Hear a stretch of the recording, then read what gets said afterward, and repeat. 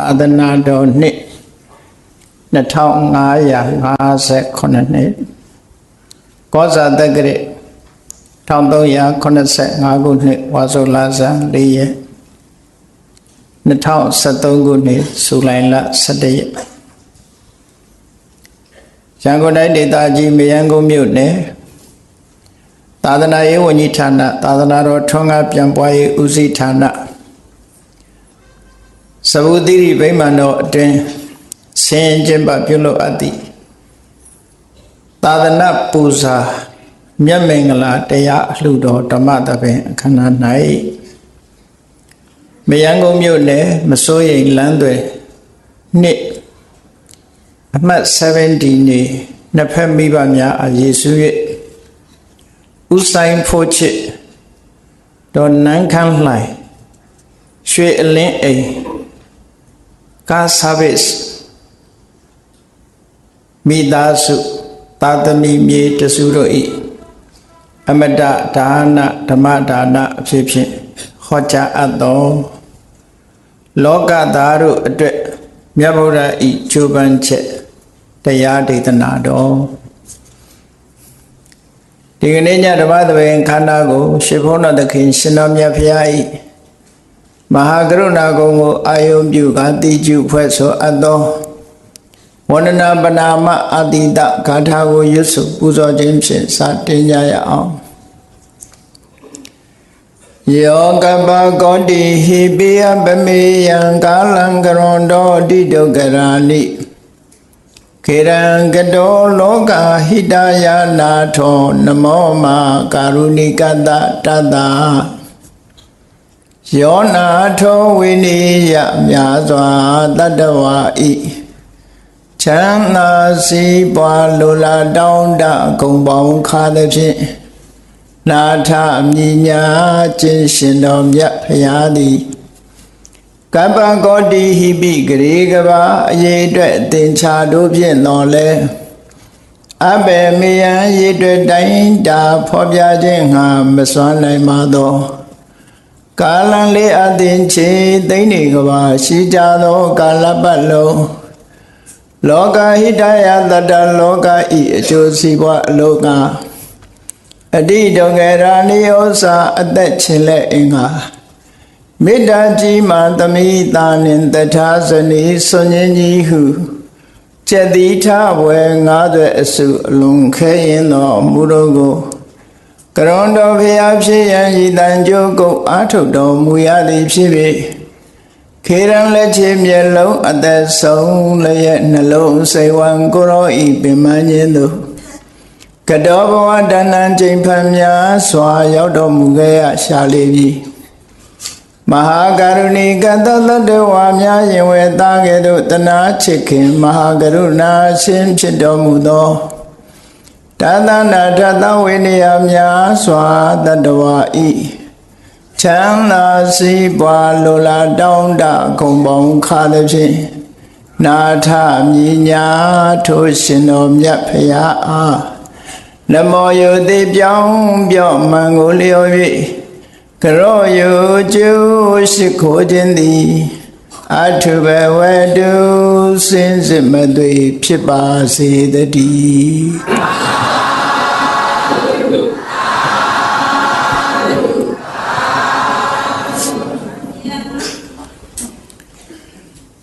လောကသားတို့အတွက်မြတ်ဗုဒ္ဓ၏ကြိုးပမ်းချက်ဘုရားဘာသာဝင်သူတော်စင်များအနေနဲ့ထို့ဗုဒ္ဓဝင်စိနထပကန္တနီတို့မဟာဗုဒ္ဓဝင်တို့တထာဂတဥရဏဒီပနီတို့ဆိုတဲ့ဗုဒ္ဓဝင်ကျမ်းစာတွေကိုဖတ်ရှုလေ့လာပြီးမြတ်စွာဘုရားအပေါ်မှာအလွန်ကြည်ညိုတဲ့တရားတရားနဲ့အစိမ့်တရားအပမေယဘုံတော်နန္ဒကံတော်နန္ဒလို့ဆိုပြီးတော့ဒီလိုဂုဏ်ကြီးတွေလွှမ်းမိုးထားပြီးတော့ဘုရားကိုကြည်ညိုကြတယ်မှန်ပါတယ်မြတ်စွာဘုရားမှာဘုံတော်အနန္ဒကံတော်အနန္ဒရှိတယ်ဆိုတာဟုတ်တယ်သို့တော့ဘုရားဟာတကူတော်နန္ဒရှိသည့်အတွက်ကြောင့်အရာခတ်သိမ်းကိုအလွယ်တကူ မပင်မပန်းပြီးသွားတယ်လို့လူတွေရဲ့စိတ်ထဲမှာထင်မှတ်နေရင်တော့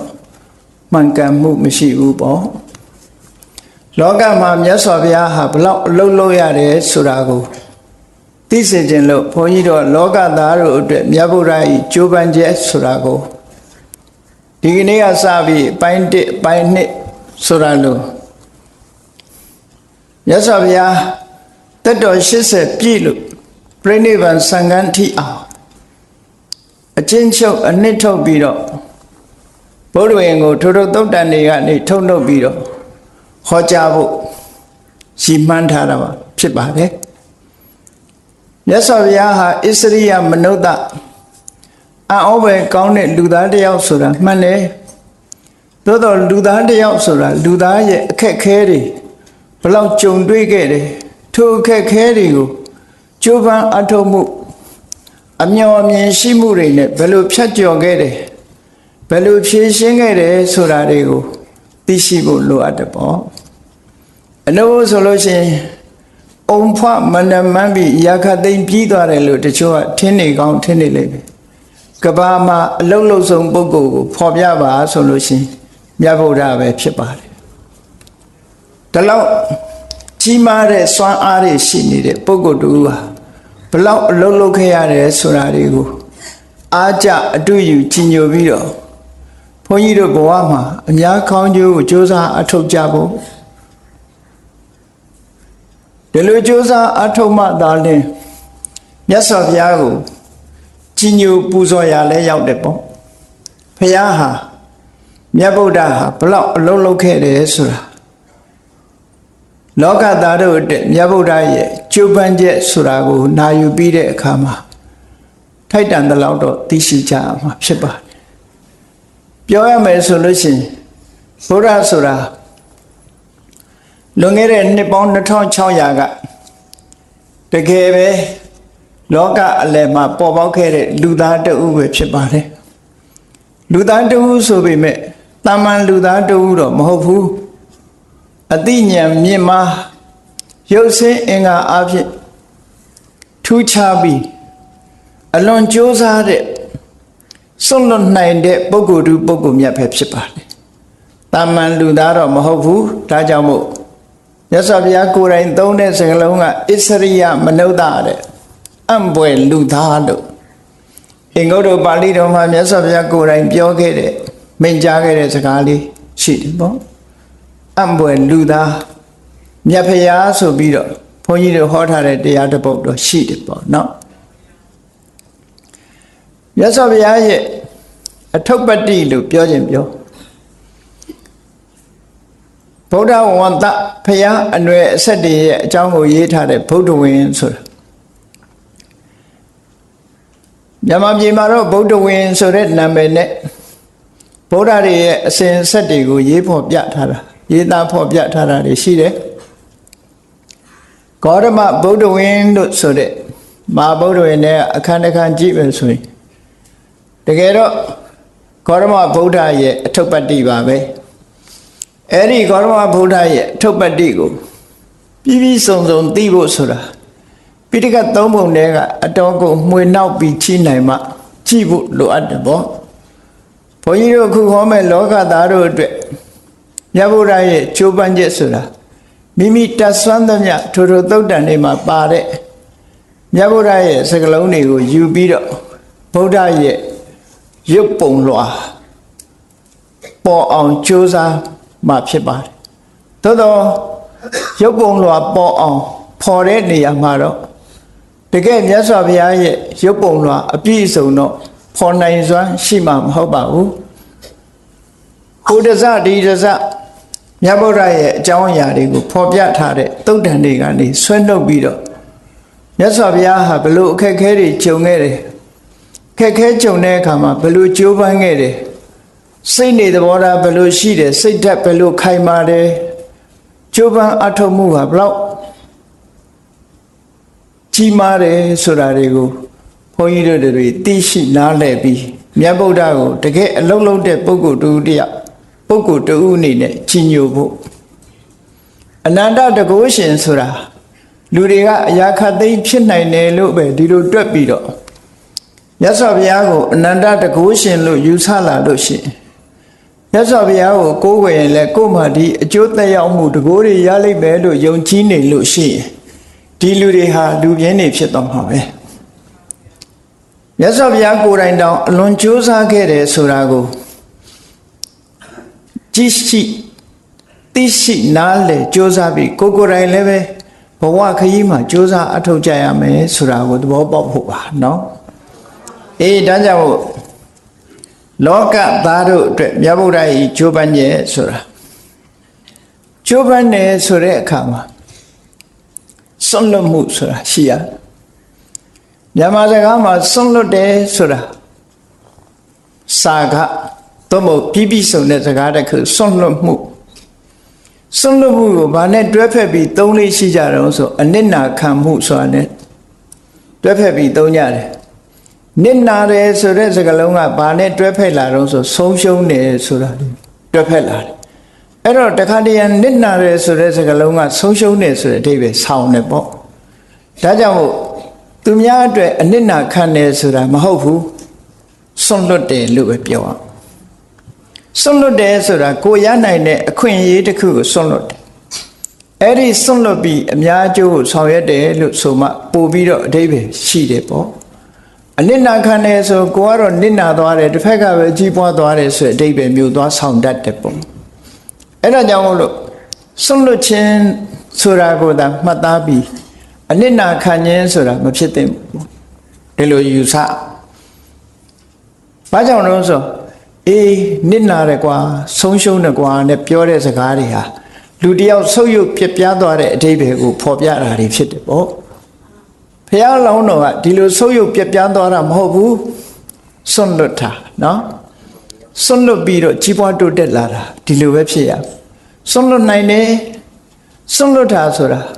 လောကလူတွေကိုယ့်ကိုစဉ်းစားကြည့်လောကသားတွေအတွက်ငါဘယ်လောက်စွန့်လွတ်နိုင်တယ်လဲကိုယ့်ကိုမေးကြည့်တဲ့အခါမှာစွန့်လွတ်နိုင်မှုဆိုတာအမြဲတမ်းနည်းပါတယ်ချမ်းသာဒုက္ခကိုလည်းမစွန့်လွတ်နိုင်ဘူးပစ္စည်းဥစ္စာကိုလည်းမစွန့်လွတ်နိုင်ဘူးအခွင့်အရေးကိုလည်းမစွန့်လွတ်နိုင်ဘူးယာတုဂုံသိစီစဉ်ဥစ္စာဆိုတာကိုလည်းမစွန့်လွတ်နိုင်ဘူးကိုရထားတာလေးတွေဆုပ်ကင်ထားပြီးဒီတဲ့ဒီတိုးတက်ဖို့သာလူတွေစူးစမ်းနေကြတာအများအတွက်စွန့်လွတ်တယ်ဆိုတာအမြဲတမ်းနည်းပါတယ်ပေါ့ဘုရားလောင်းနေကြတော့ဒီလိုမဟုတ်ဘူးစွန့်လွတ်တယ်ကဲစွန့်လွတ်မှုလေးနဲ့ပတ်သက်ပြီးအဓိပ္ပာယ်ထင်ရှားအောင်ဘုရားစုပန်တဲ့သူမိတာယသိလေးရဲ့စွန့်လွတ်မှုကိုကြည့်အောင်သူဟာတထေးသားပဲအမြဲတမ်းချမ်းသာကြွယ်ဝတယ်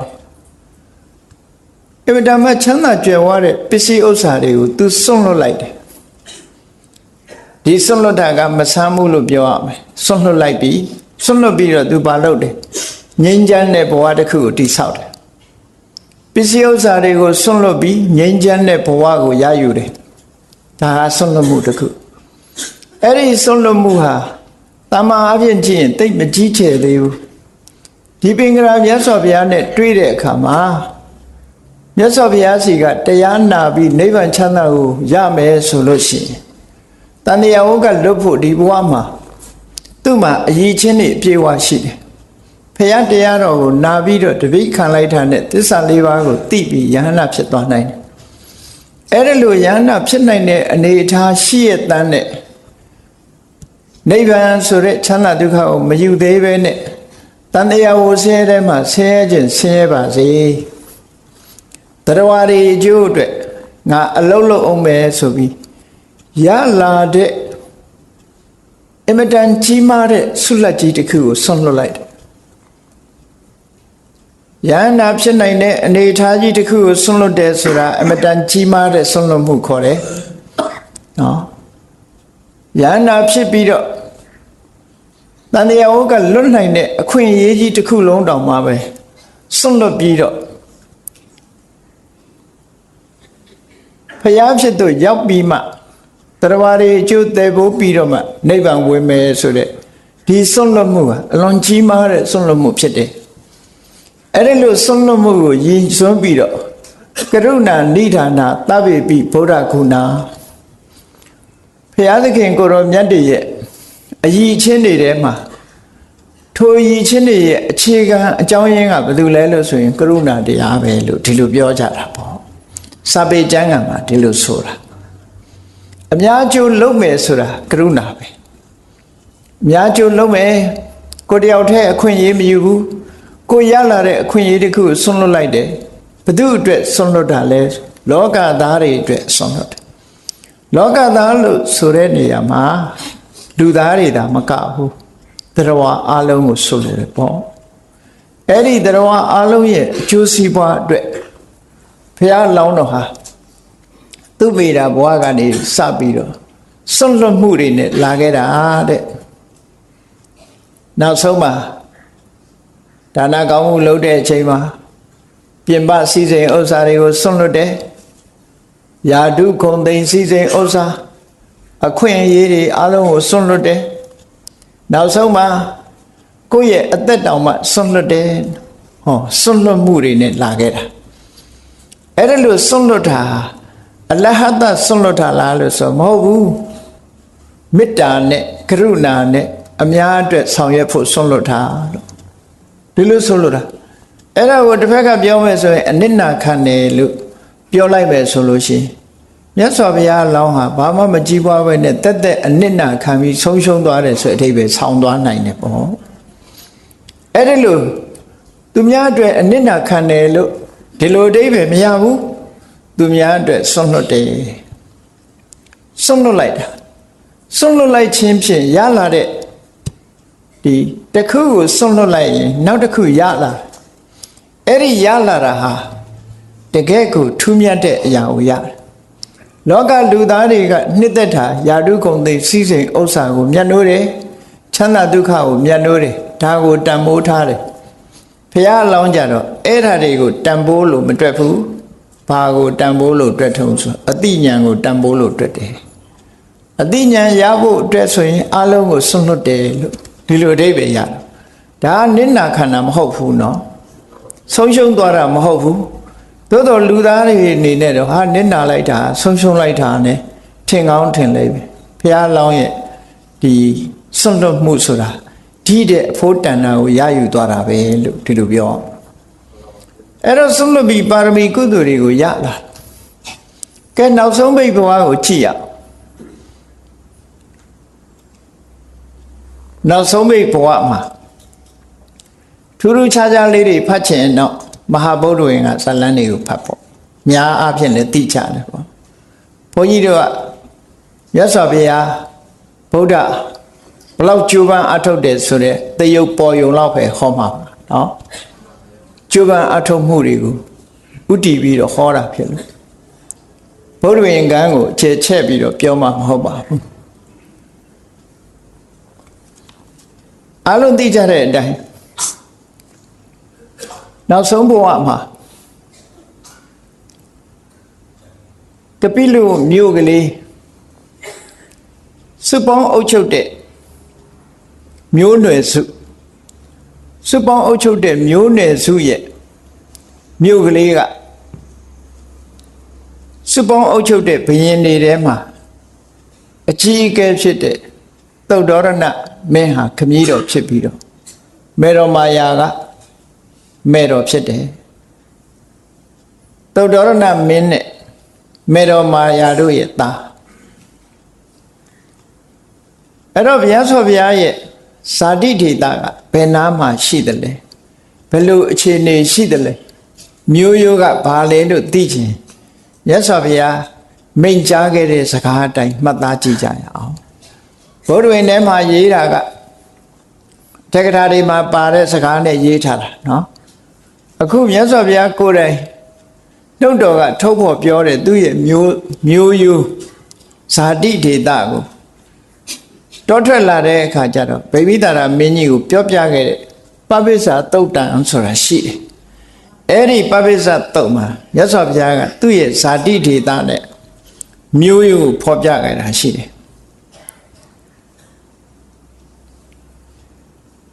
ဗိမိတာရမင်းကအမတမထူးခြားတဲ့ပုဂ္ဂိုလ်တူအနေနဲ့ပထမဆုံးတွေးလိုက်တဲ့အခါမှာဘယ်နေရာမှာသူစပြီးတော့ ဖះလောင်းနဲ့စုံလုံးလို့ဆိုတော့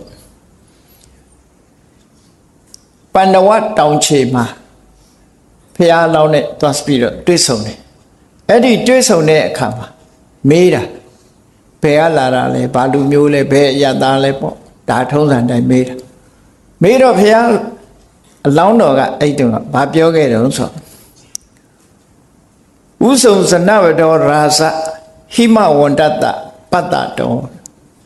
သူဒေတာဟိမဝန္တတောင်ချေမှာရှိပါတယ်တဲ့ဟောဒီကနေဖြောင်းပြောက်မြောက်ဖက်အရဟိမဝန္တတောင်ချေမှာရှိတဲ့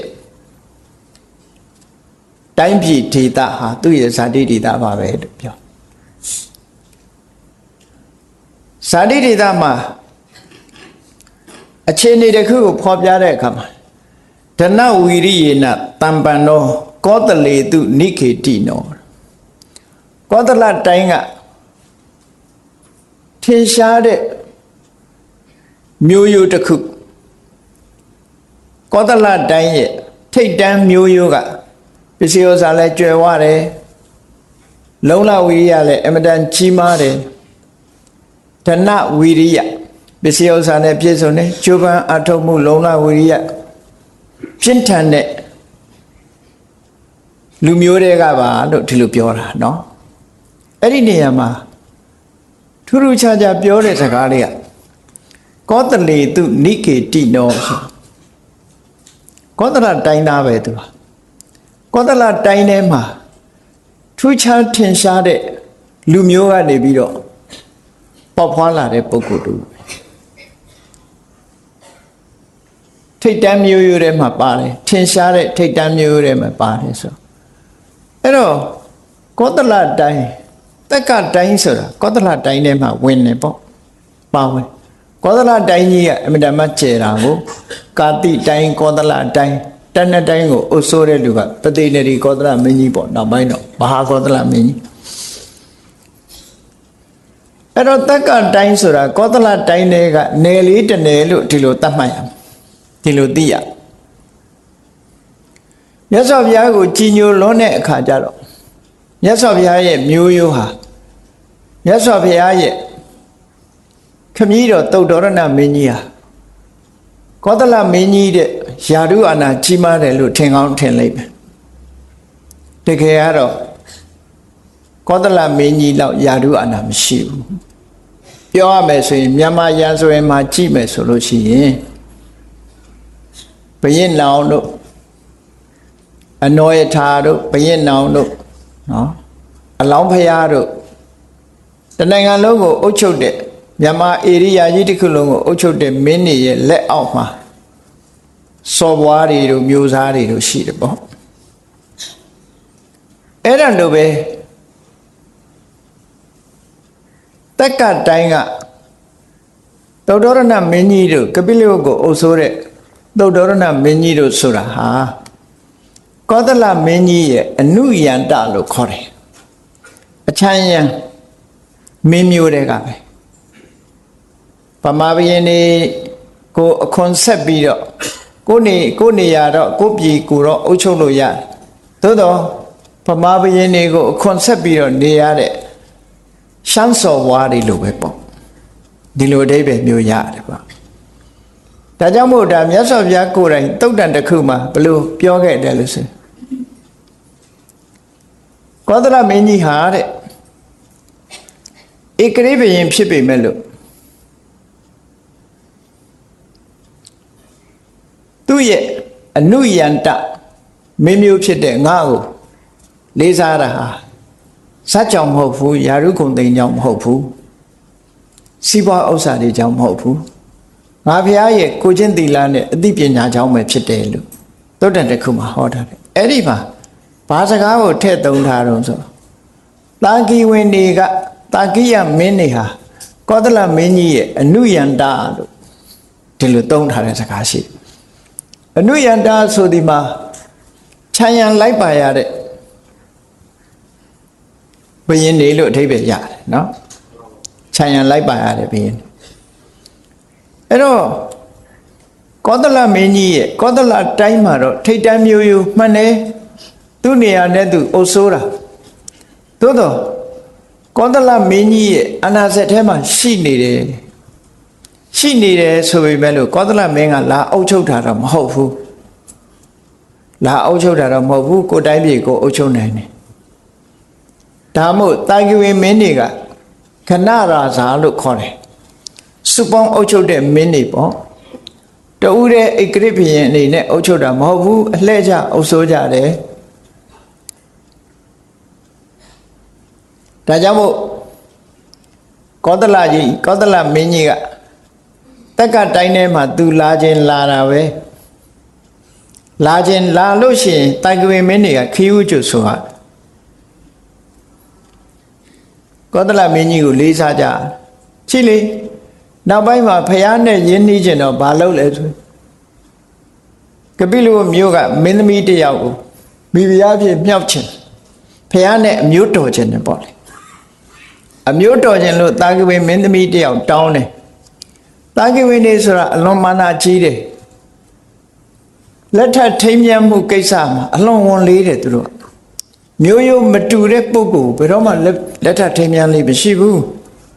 အမျိုးဆောင်တာတာဂိဝေနော်အမျိုးကိုမတမလေးစားတယ်တာဂိဝေဖြစ်ချင်တော့အမျိုးလေးစားရလိမ့်မယ်နော်တာဂိမျိုးဟိဒုပမာဆိုပြီးတော့အမျိုးကိုမဆောင်ရင်တော့တာဂိမျိုးရဲ့အကျင့်တရားရှိမှာမဟုတ်ဘူးဟောတာဂိဝေမင်းနေဟာအင်တမအမျိုးကိုလေးစားကြတယ်မိမိတို့ကိုယ်တိုင်လည်းမျိုးမတူတဲ့လူနဲ့လက်မထပ်ဘူးသူမညာကိုလည်းမျိုးမတူတဲ့ပုဂ္ဂိုလ်နဲ့မိမိတို့ရဲ့သားသမီးတွေကိုလည်းမပေးစားဘူးလို့ဆိုပါတယ်ကောသလမင်းကြီးကလာတောင်းတဲ့အခါကျတော့မပေးဘဲနေလို့မရဘူးလေမပေးရင်ပြဿနာတက်အောင်ပါအဲ့တော့မပေးဘဲနေလို့မရတဲ့အခါကျတော့စဉ်းစားကြတယ်ဆွေးနွေးကြတယ်အလုံးစုပေါင်းပြီးတိုင်ပင်ကြတဲ့အခါကျတော့အဲ့ဒီတော့ကအုတ်ချုပ်နေတဲ့အကြီးကဲကမဟာနာမင်းလို့ခေါ်တယ်မဟာနာမရှင်နုရောဓရဲ့အကိုအရင်သူကပြောတယ်ဒီကိစ္စသူဖြေရှင်းမယ်ပေါ့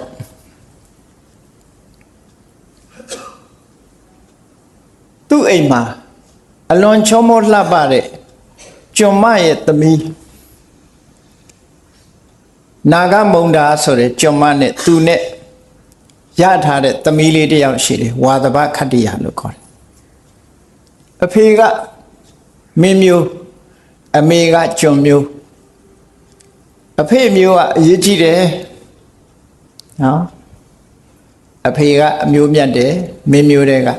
သို့တော့အမြဲတမ်းချောမောလှပတဲ့နာဂမုံဒါကျွန်မနဲ့ဒီမဟာနန်ကြီးကသမီးလေးတယောက်ရထားတယ်တော့ပြောမယ်ဆိုလို့ရှိရင်တာဂိဝင်စစ်တော့မဟုတ်ဘူးသို့တော့တာဂိဝင်ရဲ့ရင်သွေးဖြစ်နေတော့ဝါသဘခတ္တိယချောလှလေးဆိုတော့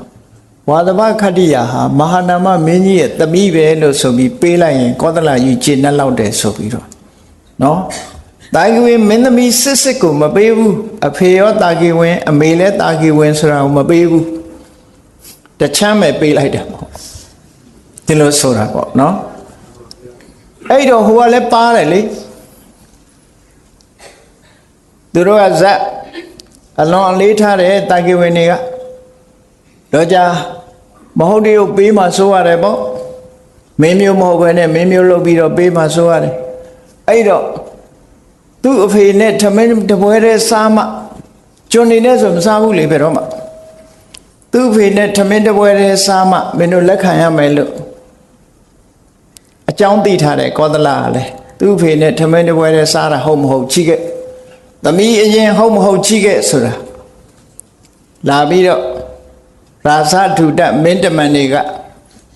ဘုရင်ကြီးမှားလိုက်တဲ့အတိုင်းကဲခတ်ကြတဲ့အခါဒါကလည်းသတင်းကြားထားတော့မာနမင်းကြီးကဟုတ်ပြီထမင်းပွဲကြီးပြင်ပြီးတဲ့အခါကျတော့ထမင်းစားမလို့လက်နိုင်နေတာသမီးလာလေအဖေနဲ့အတူတူစားရအောင်ဆိုဟိုကနာဂမုံဒါရဲ့သမီးဝါသဘခတ္တိယကလည်းသမီးအရင်တော့အရင်ပဲပေါ့နော် မာနာမမင်းကြီးစားမဲ့ထမင်းပွဲလေထိုင်လိုက်ရောမာနာမင်းကြီးကိုငကိုတဲ့ကဇက်တိုက်ထားတာအရှင်မင်းကြီးအရေးကြီးတဲ့စာတမ်းမှာဆိုပြီးတော့စာလေးတစ်လွှာလာကတ်တဲ့အခါနော်စာလေးတစ်လွှာလာကတ်လိုက်တဲ့အခါကျတော့ကဲသမီးစားနဲ့အဖေလှုပ်ရှားရှိသေးတယ်ဆိုထတော့ဘလောက်ပါတော့အဲ့တော့ဟုတ်တယ်ဘုရင်ကြီးကသူထမင်းတူတူစားနေပြီတပွဲတည်းစားတယ်ဆိုဟိုလူတွေယုံသွားပြီးတော့ဝါသဘခတ္တိယတာဝတိပြည်ရောက်သွားတယ်ဆိုဇာလံရှိတယ်လေအဲ့ဒါလို့လှက်ွက်ကလေးနဲ့ပေးလိုက်တာအဲ့ဒီလှက်ွက်တွေကြောင့်နောက်ပိုင်းကျတော့ဝါသဘခတ္တိယရဲ့တာဝိတတုပကနေတာကဝေမင်းတွေကိုခြေမုံရေးစစ်ပွဲလုပ်ပြီးတော့အကုန်တပ်ပစ်တာလေနာကြီးချက်တွေနဲ့တပ်ပစ်တာအဲ့တော့ဒီလိုတစ်ဖက်သားကိုနာကြီးလောက်အောင်လုပ်ရက်တွေလည်းပဲမကောင်းဘူးလို့ဒီလိုပြောရမှာပေါ့သို့တော်မျိုးရိုးတော့သူစောင့်ထိန်နေပေါ့ကောင်းပြီအဲ့ဒီမှာကောသလလူမျိုးတွေထဲမှာထိတ်တန်းအမျိုးနွယ်ဖြစ်ပြီးတော့ပစ္စည်းဥစ္စာလည်းကျွယ်ဝတယ်ဟိမွန်တာတောင်ချေမှာနေတဲ့ပုဂ္ဂိုလ်တွေဆိုတာအေးဆေးဆေးနေလို့မရဘူးလေရာသီဥတုဆိုတာအမတမအေးတာအေးတဲ့ရာသီဥတုမှာနေတဲ့ပုဂ္ဂိုလ်တွေကစိတ်နဲ့အိတ်နေလို့ရှိရင်တော့ဘာမှဖြစ်လာမှာမဟုတ်ဘူးအင်တမကြိုးစားအထုတ်ကြရတယ်ကြိုးစားအထုတ်မှုမရှိတဲ့အရကလူတွေကဘယ်လိုတော့ဆိုရင်ရာသီဥတုကလည်းကောင်းတယ်အစာရေစာလည်းကောင်းတယ်ဆိုအဲ့ဒါအိပ်ပြီးစားနေကြတာဘာမလုပ်တော့မြန်မာပြည်ကလူတွေလို့ပေါ့ဟိမွန်တာတောင်ချေကလူတွေကအလုတ်သိပ်လုပ်ရတယ်ဘာလို့တော့ဆိုတောင်ချေဆိုတော့ဟိမွန်တာရဲ့ဒေသကအလွန်အေးတာအလွန်အေးတော့စနိုးတွေဘာတွေကြတာတွေဘာတွေဖြစ်လာတဲ့အခါမှာဒီစနိုးတံတွေကာဝယ်ဖို့လုံးလုံးရတယ်ခုကြည့်ဥရောပကလူတွေကြည့်ဂျာမနီတို့အင်္ဂလန်တို့ဆောင်းရာသီရောက်လို့စနိုးကြပြီဆိုလို့ရှိရင်ဒီလူတွေအေးဆေးဆေးနေလို့ပဲရအောင်စနိုးတွေထဲမှာရုန်းကန်ပြီးတော့နေကြရတာရုန်းကန်ပြီးတော့တီထွင်တယ်ဘာလို့တီထွင်တော့အသက်ရှင်မှုအတွက်သူတို့လုပ်ရတာသက်ရှင်မှုအတွက်ကြိုတင်ပြင်ဆင်ရတာဆောင်းရာသီစနိုးကြနေပြီဆိုရင်မြေပေါ်မှာအကုန်လုံးစနိုးတွေဖုံးနေတော့မြက်တောင်မှမကြံဘူးစားစရာတောက်စရာဆိုတာဘာမှမရှိတော့ဘူးစိုက်လို့ပြုတ်လို့လည်းမရဘူးဒါကြောင့်မို့လို့ကြိုတင်ပြီးတော့လုပ်ရစနိုးဆိုတာကြတဲ့အချိန်မှာတော့အလုံးစနိုးဆိုတာတွေ့ဘူးပါလိမ့်မယ်ငယ်ငယ်ရေခဲချစ်စားတဲ့လူတွေလို့အဲ့ဒီတဲ့နုတယ်သူကစနိုးပေါ်မှာလမ်းလျှောက်လို့အလွန်ကောင်းတယ်ဇွတ်နဲ့လမ်းလျှောက်လို့ကောင်းတယ်သို့တော့ရာသီဥတုကရုပ်ချင်းပြောင်းသွားတတ်တယ်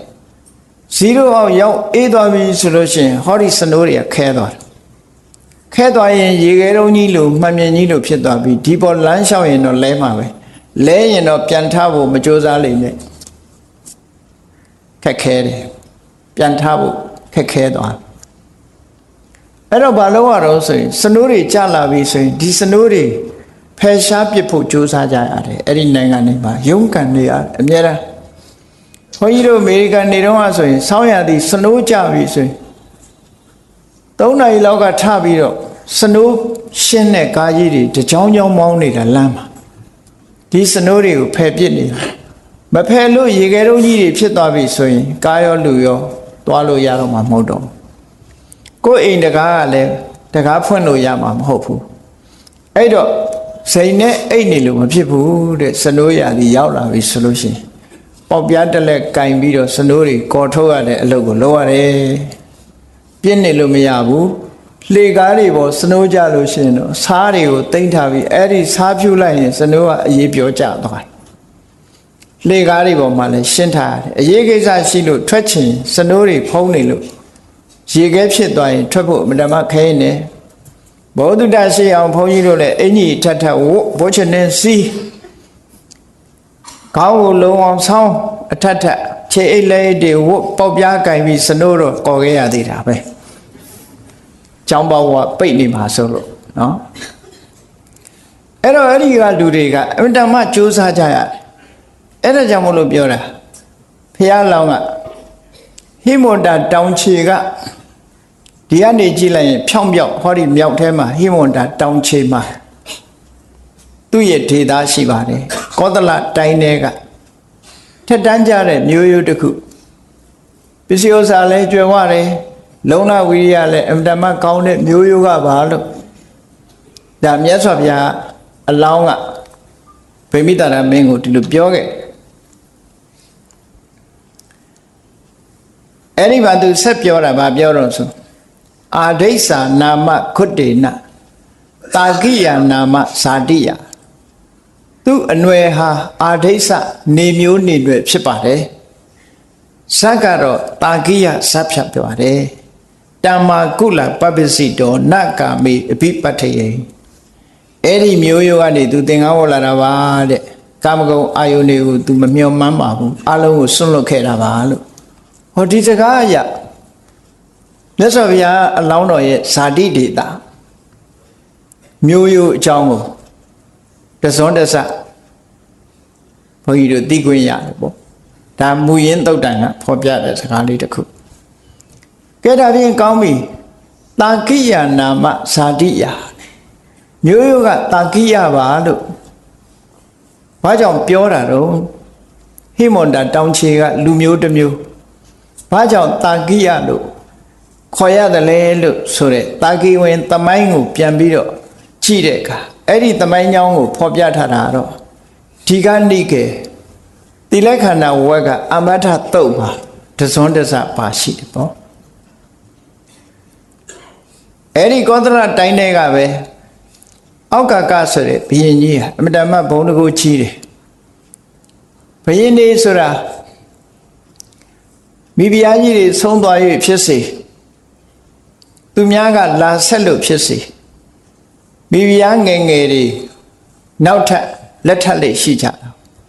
နောက်ဆုံးမှာမိဖုရားငယ်တူသူလက်ထပ်ထိမ်းမြန်းလိုက်တဲ့အခါကျတော့အဲ့ဒီမိဖုရားငယ်ကမင်းသားငယ်ငယ်မွေးဖွားလာတဲ့အခါမှာအရင်မိဖုရားကြီးကမွေးဖွားတဲ့သားကြီးတွေရှိလာစင်မြိုင်နေဖြစ်လာစင်မြိုင်နေဖြစ်လာတော့မိဖုရားငယ်ကမွေးတဲ့ကလေးကိုသူကပို့ချစ်တယ်ပို့ချစ်တော့မင်းသားကြီးတွေကိုအဝေးပို့ပြစ်တာပေါ့ဒါထုံးစံပဲလူတွေစာဒီတိုင်းပဲเนาะမင်းသားကြီးတွေကိုနှင်လိုက်တာဘယ်နှင်လိုက်တော့ဆိုသူသားကြီးတွေ၄ယောက်ဥက္ကမုခာတဲ့အကြီးဆုံးကဒုတိယကကရကန္တာတဲ့ကရကန္တုလို့လည်းခေါ်တယ်တတိယကဟဋ္ဌိနိကာတဲ့စတုထမင်းသားကတိနိတူရာအဲ့ဒီမင်းသားကြီးတွေကိုတိုင်းပြည်ကနေပြီးတော့ကမင်းတို့အဝေးသွားကြတို့ငါနေပြည်တော်မှာမနေချမ်းနဲ့လို့ဆေလွတ်လိုက်တဲ့အခါသားကြီးတွေသမီးကြီးတွေဟာသူ့အဖေကနေကိုနှင်လွှတ်လိုက်တဲ့အခါသူတို့ဘယ်သွားကြတော့ဆိုဟိမန္တာတောင်ဘက်ကိုထွက်သွားကြဟိမန္တာတောင်ခြေမှာရေကန်ကြီးတစ်ခုအမြဲတမ်းလှပတဲ့သဘာဝရေကန်ကြီးနားမှာကျွန်းတော်ကြီးရှိတယ်အဲ့ဒီကျွန်းတော်ကြီးထဲမှာရေကန်ဘေးမြို့တည်ကြကပိလဝမြို့ဆိုတာတည်တယ်ပေါ့နော်ကျွန်းတော်ကြီးထဲမှာနေထိုင်ကြတာဖြစ်သောကြောင့်တာကဆိုတာကျွန်းပင်ကိုပါဠိလိုတာကလို့ခေါ်တယ်တာကဆိုတဲ့ကျွန်းတော်ကြီးထဲမှာနေရာတည်ထောင်တာဖြစ်ပြီးနေထိုင်ကြတဲ့ပုဂ္ဂိုလ်တွေဖြစ်လို့တာကိယလို့ခေါ်တယ်နော်ကျွန်းတော်ထဲမှာနေထိုင်ကြသူလို့အဓိပ္ပာယ်ရအဲ့ဒီကျွန်းတော်ထဲမှာမြို့ပြတည်ထောင်ပြီးနေတဲ့အခါမှာသူတို့မျိုးရိုးကိုသိတ္တမိုးထားတယ်သိတ္တမိုးထားတော့ဒီပြင်မျိုးရိုးတွေမတန့်တာတွေပါလာမှာစိုးသည့်အတွက်ကြောင့်မင်းသား၄ယောက်ကအမနဲ့နှမတွေ၅ယောက်ပါလာတဲ့အချိန်မှာအမကြီးတစ်ယောက်တော့ဖယ်ထားပြီးတော့ညီမငယ်တွေနဲ့မင်းသားတွေဟာအိမ်အောင်ပြုတ်လိုက်ကြတယ်။မောင်နှမအရင်နေအိမ်အောင်ပြုတ်လိုက်တာနော်။အိမ်အောင်ပြုတ်တယ်ဆိုတာပြုတ်ချင်လို့ပြုတ်တာမဟုတ်ဘူး။အမျိုးကိုစောင့်ရှောက်တာသူတို့။ကို့မျိုးကိုတန်ဖိုးထားတာပေါ့။သူများတွေဝင်းမလာစေချင်ဘူး။ဗမာစကားနဲ့ပြောရင်ဖိတ်ချင်းဖိတ်ကို့အိတ်ထဲဖိတ်တယ်။ဖ ဗမာတွေကတော့အဲ့လိုလုံးလေးရှိတယ်အိတ်ထဲတော်တော်ဖိတ်ချင်တာနော်အိတ်ကိုဖောင်းနေအောင်ဖိတ်တာသူကဖိတ်ချင်းဖိတ်အိတ်ထဲဖိတ်ဆိုပြီးတော့အဲ့ဒီလိုလုံးကြအဲ့ဒီတရင်ကဘယ်ရောက်သွားတော့ဆိုဥက္ကကမင်းကြီးစီတရင်ရောက်သွားတယ်မင်းသားတွေဘယ်လိုနေကြလဲဘာလုပ်ကြလဲဆိုတော့ကျွန်တော်ကြီးထဲမှာမျိုးတယ်ပြီးတော့နေကြတယ်တဲ့နှမအရင်နေနဲ့အိမ်အောင်ပြုတ်တယ်ဆိုတော့ဘုရင်ကြီးကအေးအမျိုးဆောင်မှုတတ်နိုင်လိုက်ကြတာတကြဝတဘောကုမာရာပရမတကြဝတဘောကုမာရာငါသားတွေမင်းသားတွေကြည်စမ်းအမျိုးကိုစောင့်ကြပါပေတယ်စောင့်နိုင်ကြပါပေတယ်စွမ်းရည်တတ္တိရှိကြပါပေတယ်တတ္တိကောင်းကြပါပေတယ်ဆိုရက်စကလုံးနဲ့စွမ်းနိုင်သူဆိုတဲ့အဓိပ္ပာယ်ရတဲ့တကြဆိုတဲ့နာမည်ဥဒ္ဒံဒီစကလုံးကိုသုံးလိုက်တဲ့အခါအဲ့ဒီကစပြီးတာကိယတွေကိုတကြလို့လည်းခေါ်သွားတာနော်စွမ်းနိုင်သူမျိုးကိုစောင့်ထိန်တဲ့နေရာမှာအလွန်စွမ်းနိုင်သူတွေပဲလို့ဝန္တာစကားပြောတာအဖေလုံးတဲ့ပုဂ္ဂိုလ်ကအဲ့ဒါနဲ့တကြဆိုတဲ့လူမျိုးခဏခေတ်ထီအောင်ဒီပေါ်နိုင်ငံမှာသူတို့အတန်တွဲနဲ့ပြောရင်စကယဆိုတဲ့တကြလူမျိုးတွေဟာခဏထီအောင်ရှိသေးတယ်ပေါ့ရုပ်ရည်အပြင်ဗမာတွေနဲ့ဆင်းတယ်ဒီဘက်တို့ဗာမင်းအနွယ်တွေဖြစ်သည့်အတွက်ကြောင့်ဗမာတွေနဲ့ဆင်းတယ်အဲ့ဒါကတကြသမိုင်းပဲလို့ဒီလိုမှတ်သားကြရတယ်ပေါ့အဲ့တော့ဂေါတမဗုဒ္ဓဟာအာရိစ္ဆဆိုတဲ့အနွယ်အဲ့ဒီအာရိစ္ဆဆိုတဲ့အနွယ်ကိုပဲဂေါတမလို့လည်းခေါ်တယ်တာကိယလို့မျိုးဆက်အပြင်တာကိယမျိုးရိုးကနေပြီးတော့အခုလိုသာသနာပေါင်းဖရာယဟန်တစ်ပါးအနေနဲ့တရားကျင့်မှုထွက်ခွာလာခဲ့တာတဲ့ဒါကတာဂိဝေတို့ရဲ့သမိုင်းလေးပေါ့အဲ့တော့ဘုရားလောင်းတော်လေးဟာအမည်နာမကတိဋ္ဌထမွေးဖွားလာတဲ့အခါမှာတစ်မျိုးလုံးတစ်ဆွေလုံးကဝမ်းသာကြတယ်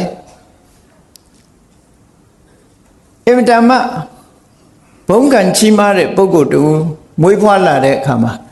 ထူးခြားတဲ့အတိတ်နိမိတ်တွေပေါ်ထွန်းလာလို့ဆွေတွေမျိုးတွေရဲ့အကျိုးစီးပွားတွေဟာပို့ပြီးတော့ဖြစ်ထွန်းလာတယ်ခုခေတ်တောင်မှရှိတယ်လေဒီကလေးလေးမွေးလို့စီးပွားတက်တယ်ဆိုတာရှိတယ်နော်ဒီကလေးလေးမွေးမှစီးပွားပြတ်သွားတယ်ဆိုတာလည်းရှိတယ်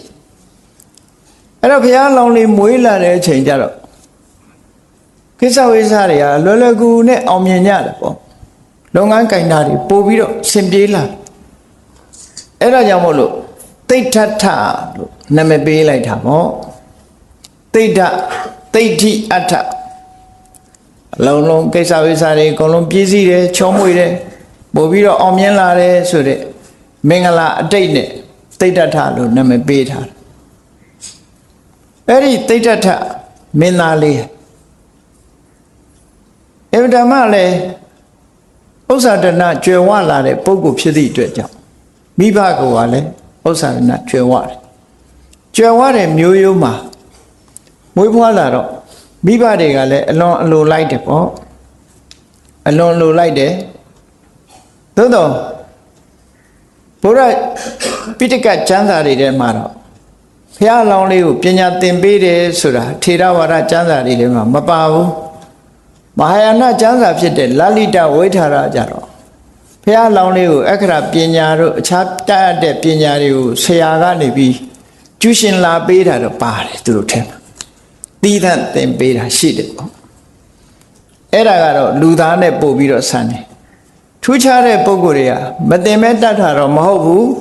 မြင်လိုက်တာနဲ့လည်းတတ်နိုင်တယ်ကြားလိုက်တာနဲ့လည်းတတ်နိုင်တယ်မိဘတွေအနေနဲ့ကတော့မသင်ပေးပဲနေမှာမဟုတ်ဘူးသင်ပေးမှာပဲဒါကသဘာဝတော့ကြတယ်ပေါ့အဲ့ဒီလိုနဲ့ဘုရားလောင်းတော်လေးငယ်ငယ်ရွယ်ရွယ်နဲ့ပဲ16နှစ်သားမှာအိမ်အောင်ချပေးလိုက်တယ်ဒါသူတို့ခေတ်ကငယ်ငယ်ရွယ်နဲ့အခုအိန္ဒိယနိုင်ငံမှာဆို12နှစ်နဲ့တောင်အိမ်အောင်ချပေးတာရှိရေဝရသတို့သားတို့ဆို9နှစ်နဲ့အိမ်အောင်ချပေးတာရှိ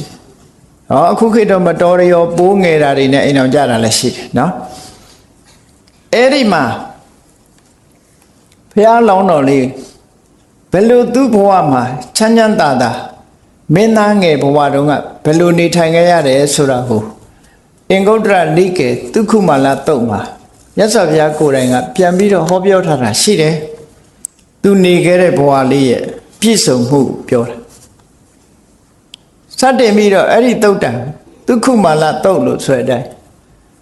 သုခုမာလောအဟံဘိက္ခဝေပရမသုခုမာလောအစ္ဆန္ဒသုခုမာလောသူ့ဘဝဟာအလုံးကိုတိမ်တိမ်မွေ့မွေ့ချမ်းချမ်းသာသာဖြတ်တန်းခဲ့ရတယ်တဲ့သူ့ဘဝတုန်းကမိဘတွေကအလိုလိုက်တာဟုတ်အလိုလိုက်ပြီးတော့အင်တာမချမ်းချမ်းသာသာကြီးခဲ့ရတယ်လို့အဲ့ဒီလိုအမိန့်ရှိပြီးတော့သူနေဖို့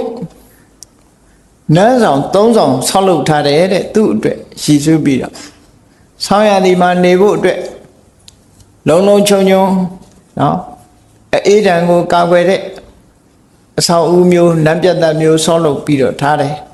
။နွေရာသီမှာလည်းအေးအေးမြတ်မြတ်နေနိုင်အောင်အပူဒဏ်ကိုခံနိုင်တဲ့အဆောက်အဦမျိုးဆောက်လုပ်ပြီးတော့ပေးထားတယ်။မိုးရာသီကြတော့လေမိုးရာသီနဲ့လိုက်လျောတဲ့အဆောက်အဦမျိုးကိုဆောက်လုပ်ပြီးတော့ပေးထားတယ်။နွေမိုးဆောင်းဆိုတာလို့ရာသီတွေလှည့်ပြောင်းတိုင်းရာသီဥတုတွေဘယ်လိုပဲပြောင်းသူ့ကိုထိခိုက်မှုမရှိအောင်လမ်းပြတ်သက်၃ဆောင်မှာအိမ်ဆောင်ကြီးအိမ်ကြီး၃လုံးပေါ့နော်အဲ့ဒါလို့လှည့်လည်ပြီးတော့နေထိုင်ကြရတဲ့အကြောင်းကိုဘုရားလောင်းကမြတ်စွာဘုရားကပြန်ပြီးတော့ဟောတယ်အဲ့ဒီလမ်းပြတ်သက်အဆောင်တွေထဲမှာရေကန်ကြီး၃လုံးလဲအလှအပတူးဖော်ထားပြီးတော့ရေကန်တစ်လုံးထဲမှာဘုံမှာကြာပန်းနေစိုက်ထားတယ်နောက်ရေကန်တစ်လုံးထဲမှာကြတော့ဒီကြာညိုပန်းနေစိုက်ထားတယ်နောက်ရေကန်တစ်လုံးထဲမှာတော့ကြာပြူပန်းနေစိုက်ထားတယ်လို့ကြာ၃မျိုးနဲ့ကံ၃ခုဒီလိုအလှပတစားဆင်ပြီးတော့စိုက်ပျိုးထားတဲ့အကြောင်းဒါဖြင့်ဝတ်စားဆင်ရင်တာဘယ်လိုဝတ်စားဆင်ရင်တုံးလို့ဆိုတော့အဲ့ဒီထဲမှာအဝတ်၃မျိုးဖော်ပြထားတာရှိတယ်အဝတ်ပုံကနိဝတနာလို့ဆိုတယ်အခုဘုန်းကြီးတွေဝတ်တဲ့အဝတ်မျိုးပဲဖြစ်ကောင်းဖြစ်လိမ့်နော်သင်းပိုင်လိုဟာမျိုးအတွင်းကဝတ်တဲ့အဝတ်ကတခုအဲ့ဒီအတွင်းကဝတ်တဲ့အဝတ်ဟာလဲကာတိတိုင်းမှာထုတ်လုပ်တဲ့ကာတိတိုင်းကဖြစ်တဲ့ကာတိတိုင်းဖြစ်အဝတ်ကိုဝတ်တယ်အဲ့ဒီခေတ်ကတော့အကောင်းဆုံးကာတိတိုင်းဖြစ်ဒါကိုဝတ်တယ်လို့ဆိုလိုတာပေါ့နော်ခုခေတ်တော့သင်္ကန်းတွေအကောင်းဆုံးဘိုမတို့ဘာတို့ပေါ့အဲ့တော့ကာတိတိုင်းဖြစ်အဝတ်တယ်အပေါ်ယုံကလည်းပဲကာတိတိုင်းဖြစ်အပေါ်ယုံပဲအဲ့ဒီလိုအဝတ်တွေပေါ်မှာအပေါ်ကနေစွတ်ချတဲ့အင်ကြီးအဲ့ဒီအင်ကြီးတင်တိုင်းကလည်းပဲကာတိတိုင်းဖြစ်ကအဝတ်ဖယ်တဲ့နောက်ဆုံးခေါင်းပေါင်းပေါင်းတဲ့ခေါင်းပေါင်းစားကလည်းပဲကာတိတိုင်းဖြစ်ကခေါင်းပေါင်းစားတဲ့အဲ့တော့ဘုရားအလောင်းလေးဝတ်စင်ပုံလေးကိုပုံဖော်ပြီးတော့ကြည့်မယ်ဆိုရင်ခါကဝတ်ထတာကတခုအပေါ်ကနေပြီးခြုံရမ်းထားတာကတခုအပေါ်ကနေစွတ်ချထားတဲ့အစွတ်ကြီးဝတ်ယုံကြီးကတခုခေါင်းပေါင်းထားတဲ့ခေါင်းပေါင်းကတခုလို့ဒီပုံစံနဲ့ဘုရားလောင်းလေးဝတ်တဲ့အဝတ်တွေကိုဖော်ပြထားတာရှိဒါဖြင့်နန္တာတွေဘာလိမ့်ချေတုံးဆိုစန္ဒကူနန္တာလိမ့်ချေတယ်အဲ့ဒီစန္ဒကူနန္တာလဲကာတိတိုင်းကလာတဲ့ဟာတဲ့ဒီပြင်နိုင်ငံဒီပြင်ကလာတဲ့ဟာမဟုတ်ဘူးကာတိတိုင်းဖြစ်စန္ဒကူကိုလိမ့်နေလို့ဒါကတော်တော်လေးပြည့်ပြည့်စုံစုံမြတ်စွာဘုရားကဘဝကိုဖော်ပြထားတာသူ့ရဲ့အနေအထားတစ်ခုဖော်ပြထားနေရောညရောအပေါ်မှာထီးဖြူကအုပ်မိုးထားတယ်တဲ့ဘာကြောင့်လို့ဆိုရင်အပူဒဏ်တို့အေးဒဏ်တို့ဖုံနေပါတွေမကြရအောင်မျက်မုံမျက်မွားတွေမကြရအောင်အမြဲတမ်းထီးဖြူနဲ့မိုးထားပေးတယ်လို့သူအဲ့ရမှာလည်းထီးဖြူမိုးထားတယ်လို့ဒီလိုဆိုတယ်ပေါ့နောက်ဆုံးမှာသုတ္တရဏမင်းကြီးကဘလောက်ချမ်းသာတယ်ဆိုတာကို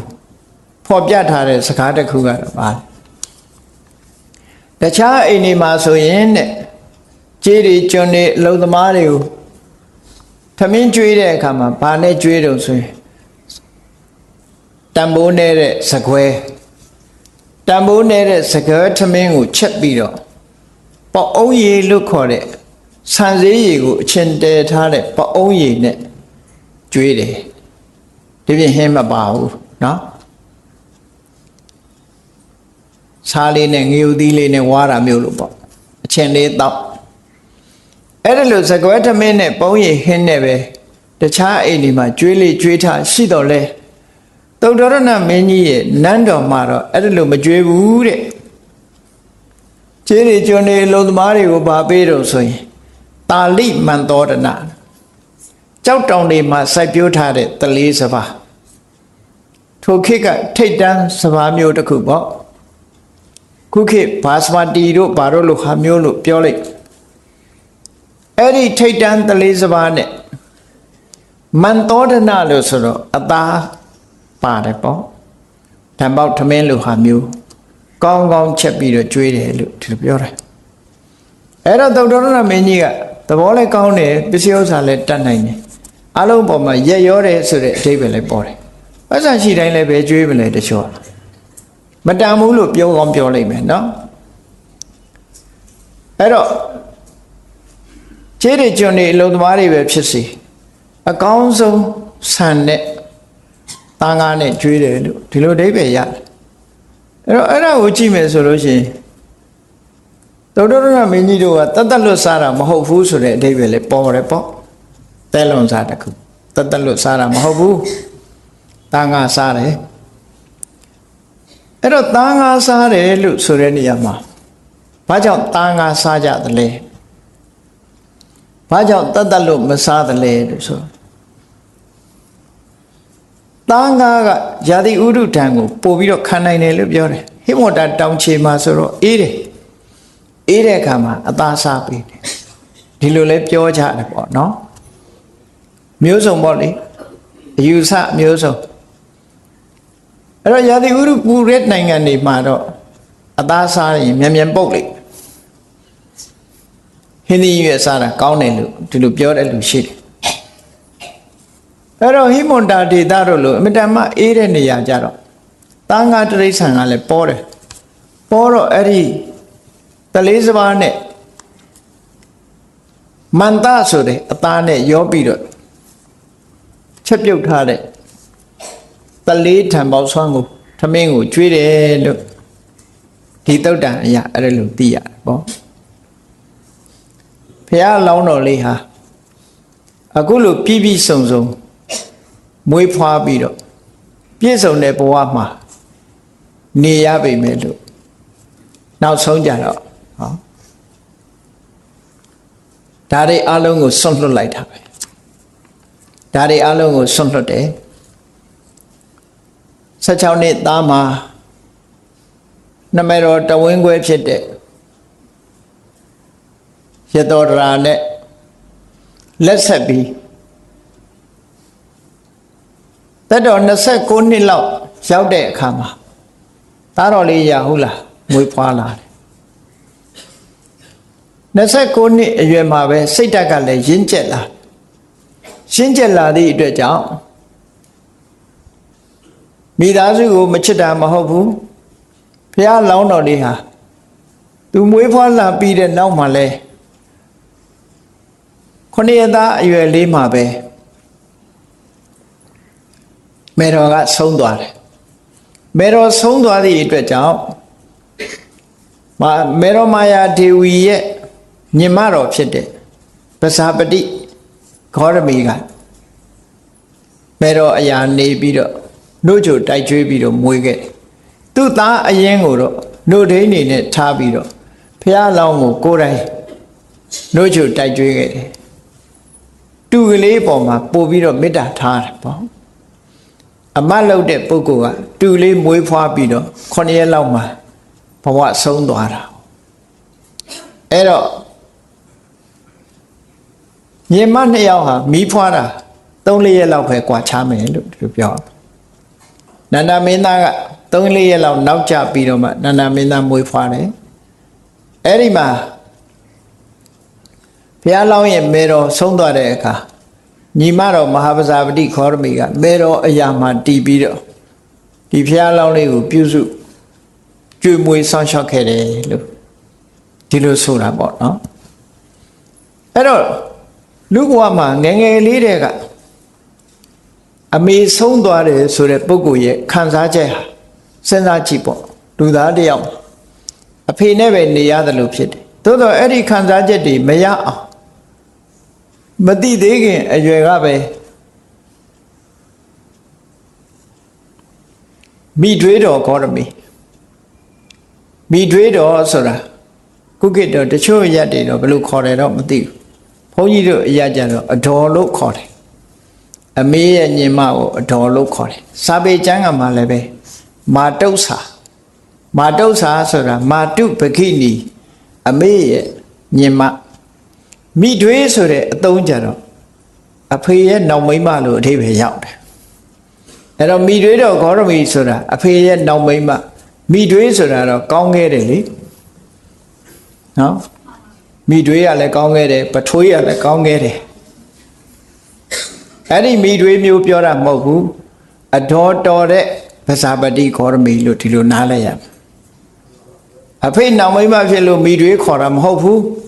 အတော်အရင်ဘုရားလောင်းလေးရဲ့အတော်တော်တဲ့မိထွေးတော်ဂေါရမီသူကနေပြုစုဆောင်ရှောက်ထားလို့ဘဝတစ်ခုဖြတ်တန်းလာခဲ့တယ်အဲ့ဒီလိုဖြတ်တန်းပြီးသက်16နှစ်အရွယ်မှာရတောရာနဲ့မိဘများကအိမ်တော်ရသားချပေးပြီး29နှစ်ထိအောင်ဘဝခရီးကိုတက်တာနဲ့ဖြတ်တန်းလာခဲ့ရတယ်29နှစ်အရွယ်ရောက်တဲ့အခါကျတော့စဉ်းစားဉာဏ်နဲ့ရှိလာခဲ့ပြီနောက်ဆုံးမှာနမိတ်ကြီး၄ပါးလို့ခေါ်ကြတယ်ပေါ့သူအိုနဲ့တွေ့တယ်သူနာကိုမြင်ရတယ်သူသေးကိုမြင်ရတယ်ယဟန်ကိုမြင်ရတယ်အဲ့တော့ကျန်တဲ့ပုဂ္ဂိုလ်တွေလည်းသူကိုသူနာသူသေးဆိုတာမြင်နေကြတာဘာမှတွေးမှမဟုတ်ဘူးနော်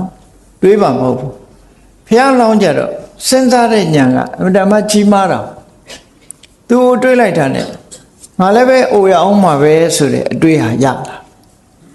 သူနာတွေ့တယ်နဲ့ငါလည်းပဲနာတဲ့သဘောရှိတာပဲလို့ဆိုတာကိုယ့်ကိုပြန်စဉ်းစားတတ်တဲ့အလေးထားတစ်ခုရှိတယ်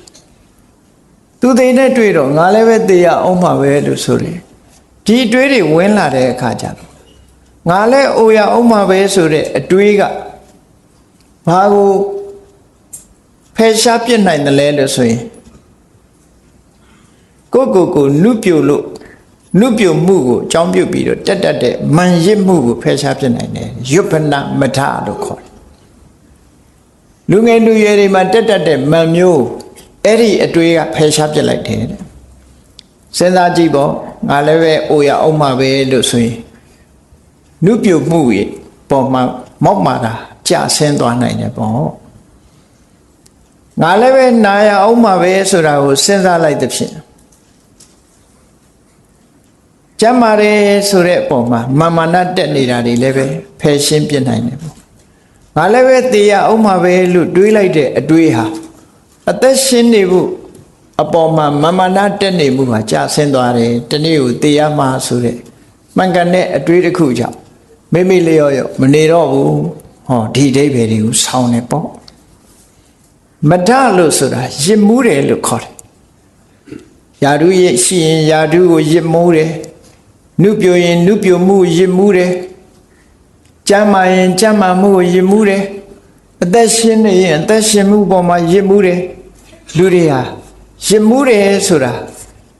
ဒီပေါ်မှာအလေးထားပြီးတော့လှုပ်ချင်ရလှုပ်တတ်တယ်လို့ဆိုတဲ့အဓိပ္ပာယ်ရတယ်ပေါ့ရစ်မှုအဲ့ဒီရစ်မှုတွေကိုအတွေးနဲ့ဖယ်ရှားပြီးတော့သွားတယ်နောက်ဆုံးမှာယဟန်ဆိုတာကိုတွေးလိုက်ရတဲ့အခါမှာအေဂျင့်နဲ့ဘဝတစ်ခုထွက်ပေါက်ဆိုတာရှိတယ်လို့သဘောကျသွားတယ်အဲ့ဒီသဘောကျသွားလို့တိဋ္ဌထမင်းသားဟာဘလောက်ပဲခမ်းနားတဲ့စီးစိမ်ဥစ္စာတွေနဲ့ပြည့်စုံအမတမရာသီအလိုက်နေထိုင်ရတဲ့နတ်ပြတ်သုံးဆောင်မှာနေထိုင်ရပေမဲ့လို့သူ့စိတ်ထဲမှာပျော်မွေခြင်းမရှိတော့ဘူးပျော်မွေခြင်းမရှိလို့အလုံးကိုဆွန့်လွတ်တယ်ပေါ့မင်းသားဆိုတဲ့အခါမှာ ပုံတော်တွေက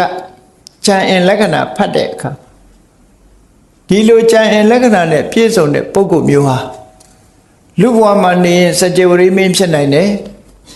လူဘဝကနေတောထွက်ခွာရှောင်လို့တရားဓမ္မကိုကျင့်ကြံကြိုးကုပ်ရင်လည်းပဲလောကမှာဖျားဆိုတာဖြစ်နိုင်တယ်လို့ဒီလိုအဟောထွက်တဲ့အခါမှာစကြဝဠာမင်းစည်းစိမ်ဆိုတာจิตနှက်ဆရာကြီးပေါ့အဲ့ဒီစကြဝဠာမင်းစည်းစိမ်ကိုလည်းပဲဖျားလောင်းတော်တွေကဆွန့်လွတ်လိုက်တယ်ပေါ့ဒီလိုဆိုတာပေါ့ဆွန့်လွတ်နိုင်တယ်ဒါဖြင့်ဘာအတွက်ဆွန့်လွတ်တာတော့နောက်ဆုံးမှာ29နှစ်မြောက်မှာတောထွက်တယ်တောထွက်တဲ့အခါဘာတွေကိုဆွန့်လွတ်တာတော့လို့ဆိုမင်းသားရဲ့အခွင့်အရေးအလုံးကိုဆွန့်လွတ်လိုက်တယ်သုတ္တရဏမင်းကြီးပိုင်တဲ့အမွေအနှစ်တွေအလုံးဆွန့်လွတ်လိုက်တယ်ယာဓုခုံသိန်းတွေအလုံးဆွန့်လွတ်လိုက်တယ်မိသားစုဘဝကိုလည်းဆွန့်လွတ်လိုက်တယ်ဟောသူ့ရဲ့ဆွန့်လွတ်မှုတွေကအများဘာအတွက်ဆွန့်လွတ်တာတော့ဆိုအနုတ္တရံတန်တိဝရပဒံပရိယေတမာနောကိဉ္ကုသလကဝေတိလောကမှာအကောင်းဆုံးတရားဟာဘာလဲအပြစ်ကင်းတဲ့တရားဟာဘာလဲငြိမ်းချမ်းရေးကိုပေးနိုင်တဲ့အရာဟာဘာလဲဒါကိုရှာမယ်လူတွေဟာဖြစ်ပြီးတော့အိုးနေကြရတယ်နာကြရတယ်သေကြရတယ်လောကကြီးရဲ့မတည်မြဲတော့လူတွေဒုက္ခမျိုးမျိုးနဲ့ကျုံနေရတယ်အဲ့ဒီလိုကျုံနေတဲ့ဘဝကြီးကလွတ်မြောက်ဖို့စွမ်းဆောင်နိုင်တဲ့ကုသိုလ်တရားဆိုတာဘာလဲအဲ့ဒီကုသိုလ်တရားရဲ့စွမ်းဆောင်မှုပေးလိုက်လို့ရလာတဲ့ငြိမ်းချမ်းမှုဆိုတဲ့အရာကရောဘာလဲလို့ဆိုတာကိုသိချင်တယ်အဲ့ဒါအတွက်လောကရဲ့စည်းစိမ်ဥစ္စာတွေအလုံးဆွန့်လွတ်လိုက်တာဒါကိုတောထွက်တယ်လို့ခေါ်တာပဲဆွန့်လွတ်ပြီးတော့အဲ့ဒီတရားရအောင်ဘုရားလောင်းတော်လေးဟာကြိုးစားအားထုတ်တာ29နှစ်အရွယ်မှာတောထွက်တာလို့ဒီလိုဆိုလိုတယ်ပေါ့နော်အေးဒါကြောင့်တရားချစ်ခင်သူတော်စင်ပြိဿအပေါင်းတို့မြတ်ဗုဒ္ဓရဲ့အစပိုင်းဘဝမင်းသားဘဝအခြေအနေကိုတစွန်းတစထို့သုတ်တန်ကနေဖော်ပြထားတဲ့အတိုင်းတစွန်းတစဖော်ပြလို့ပြီးပြီနောက်ရက်တွေမှာဆက်ပြီးတော့ဘယ်ပုံတောထွက်ပြီးဘယ်ပုံတရားရှာခဲ့တယ်ဆိုတာဘလောက်အလုံးလုံးတယ်ဆိုတာဆက်လက်ပြီးတော့နာယူမှတ်သားကြဖို့ပါဒါကြောင့်မို့တရားချစ်ခင်သူတော်စင်ပြိဿပေါင်းတို့လောကသားတို့အတွက်မြတ်ဗုဒ္ဓဟာမြည်မြကြိုးပမ်းအားထုတ်ခဲ့တယ်ဆိုတာသိရှိကြီးညိုရပြီးမိမိတို့ကိုယ်တိုင်လဲလောကသားတွေအတွက်ဘာလုပ်ပေးနိုင်သလဲဆိုတဲ့အတွေးတွေပေါ်လာပြီးအများကောင်းကျိုးကိုဆောင်ရွက်နိုင်တဲ့စိတ်ဓာတ်တွေမွေးမြူခြင်းဖြင့်ကောင်းမြတ်သောအနေအထားတစ်ခုကိုဖော်ဆောင်နိုင်အောင်ကြိုးစားအားထုတ်နိုင်ကြပါစေကုန်သတည်း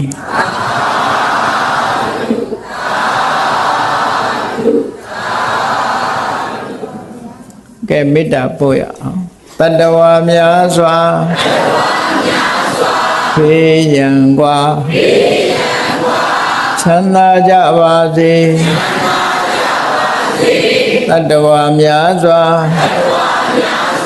ဖေးရန်กว่าချမ်းသာကြပါစေမေတ္တာရေချမ်းသုံးငါဖြံငြိမ်းချမ်းကြပါစေမေတ္တာရေချမ်းသုံးငါဖြံငြိမ်းချမ်းကြပါစေသက်ရှိချမ်းသာစိတ်ချမ်းသာလူရဆန္ဒပြည့်ပါစေသက်ရှိချမ်းသာစိတ်ချမ်းသာလူရဆန္ဒပြည့်ပါစေဘုံလန္တာဒုက္ခပင်ကစားမေတ္တာပုံနေတုသင်္ကမ